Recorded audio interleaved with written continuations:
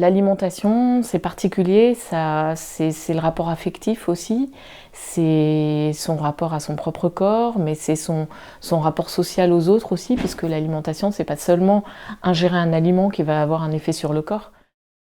Parfois, pour l'entourage, on a l'impression qu'il n'y a plus rien à faire, la seule chose qui reste à faire, c'est nourrir l'autre. Et on ne se rend pas forcément compte que de temps en temps, en fonction du stade de la maladie, nourrir l'autre, ça peut être douloureux pour l'autre. Parce que le corps n'accepte plus forcément la nourriture. Et il a besoin d'autres nourritures.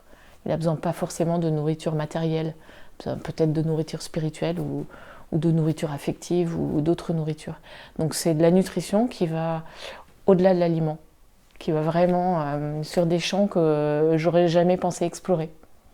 Vivre le mieux possible avec sa maladie, c'est avoir tout le support qu'il faut pour la supporter, cette maladie, pour qu'elle finisse par être partie de nous, sans être plus que nous.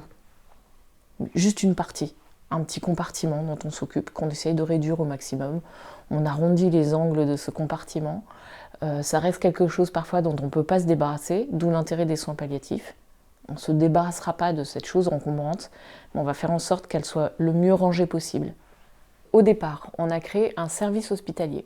C'est un accueil de jour qui accueille les personnes en hospitalisation. Ça, on est obligé de le rappeler aux patients, parce que quand ils arrivent dans ce service, ça ressemble tellement à un lieu d'habitation, à un appartement, qu'ils n'ont pas du tout l'impression d'être hospitalisés, alors qu'ils sont hospitalisés. Ça redéveloppe le tissu social parce que par ce biais-là, ils vont rentrer en relation avec des personnes en oubliant leur maladie. Donc, ils vont avoir des relations qu'ils pourraient avoir à l'extérieur d'un hôpital. Donc, ils en oublient même qu'ils sont dans un hôpital. On est là sur leur chemin. On ne fait pas tout le chemin, on est juste là sur leur chemin. On est là pour aplanir le chemin, pour que le chemin soit le moins cabossé possible. Si le chemin s'arrête avec nous, le chemin s'arrête avec nous. Parfois, on est juste une transition.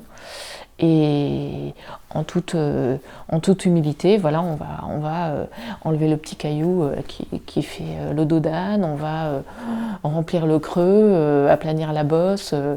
Le soin palliatif, ça a cette vocation de dire à la personne qu'on a en face de nous, vous êtes intéressante. Vous avez une richesse, une identité propre, une valeur ajoutée, une valeur à ajouter à la vie de tout le monde. Vous êtes importante.